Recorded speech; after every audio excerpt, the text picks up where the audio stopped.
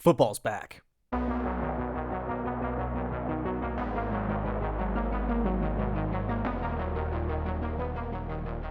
All right, guys, what's going on? Welcome in. So the New York Jets play their first preseason game of the year this upcoming Saturday against the New York Giants. Okay, August 14th, 7:30 p.m. Eastern time. Mark your calendars. By the way, if you're out of state or out of country or just simply don't have access to watch this game on TV, you can check out NFL Game Pass. I was just on their website like 2 seconds ago, and I saw that they're running this free trial, right? This free week trial, and you get to watch live preseason games. Okay, so if you don't have access to it, I definitely recommend checking that out. That's what I'm going to do for this weekend. But the first thing that we have to take into consideration here is that it is a preseason game at the end of the day. Okay, so game plans are going to be vanilla. Unfortunately, we don't get to explore the depths of both teams' playbooks, and minutes are kind of unclear on who's going to play, who's exactly going to be playing for how long. It's just all up in the air. But we do know this: Zach Wilson will at least play the first quarter. And I do think it's a smart decision by Saleh to get Zach Wilson out there, get him the reps, get him experience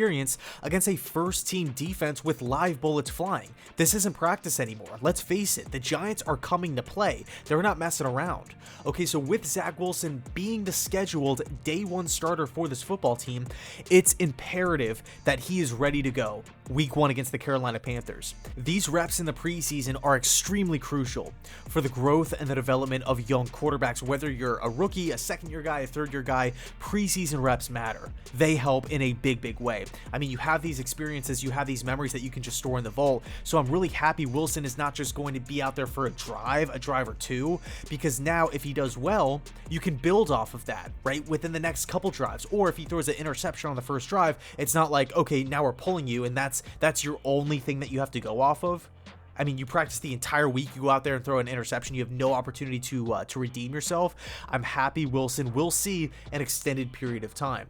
With that said, though, what do I want to see from Zach Wilson and this Jets first team offense? For me, I want to establish the run early. First drive, we need to be getting into second and manageable, third and short. Second and 12, third and 13, I don't want to live in that range. I don't want to be there, especially going up against that defensive line with no Elijah Vera-Tucker.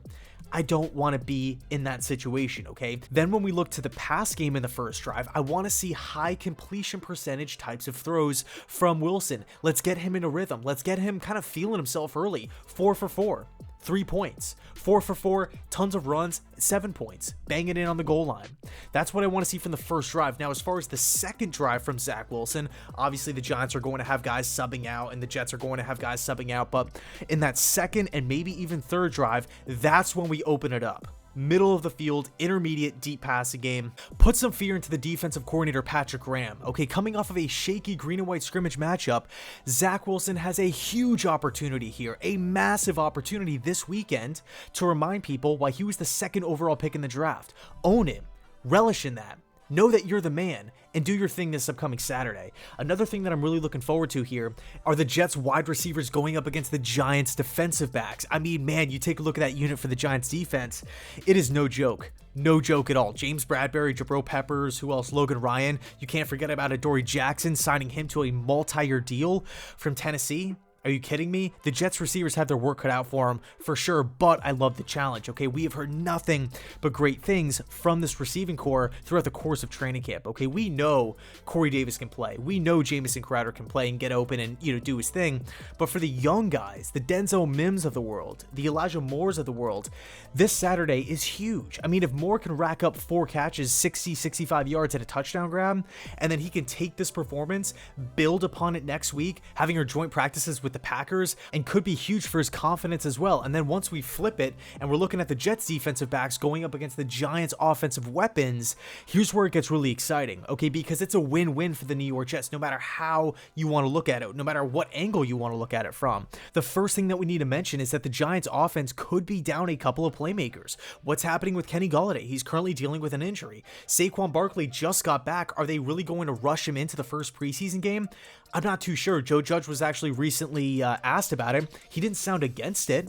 So there's a chance that we could see Barkley. I really don't know what's going on with Golladay, but here's why it's a win-win for the Jets. Let's say they play. we have a massive test on Saturday in a game that I don't want to say it doesn't mean anything, but the win-loss category doesn't hold any weight. So the Jets' young cornerback room could potentially be going up against a very talented offensive group here with no strings attached. You know, if we do well, awesome. Let's build upon this performance. Fantastic. If we don't do well, it's not the end of the world. The sky isn't falling. It's the first week of preseason, so it's a win-win. Now, let's just say that both Barkley and Galladay missed this weekend's matchup. It's not like the challenge is completely thrown out of the window here. The Giants aren't devoid of offensive talent. I really like Slayton. They still have Shepard and Ingram, and they just picked Kadarius Toney in the first round out of Florida, a guy who I really liked. Okay, so no matter what happens, whether if the superstars play or not, this will benefit the Jets in the long term and potentially in the short term as well. And last but not least, I want to see Carl Lawson continue this path of dominance that he's been on really since the start of training camp. I mean, we're talking multiple practices here with multiple sacks. I think he had 3 sacks in today's practice. 3? That's crazy. I want to see him go toe-to-toe with Nate Solder, with Andrew Thomas, and really just plow through this Giants offensive line and hopefully get after Daniel Jones. Lawson's the team's best pass rusher coming in on the multi-year contract. A lot of high expectations here, but so far Lawson has been as advertised. Everything has been spot on, exactly what we want to hear. So let me know your thoughts down below in the comment section. Again, it is preseason, so we can't really fully dive into game plans and whatnot, and like exactly what we want to see from the teams as far as like X's and O's are concerned. But really exciting stuff. I can't wait for Saturday. Let me know your thoughts down below in the comment section. Thanks so much for watching, and as always, go Jets.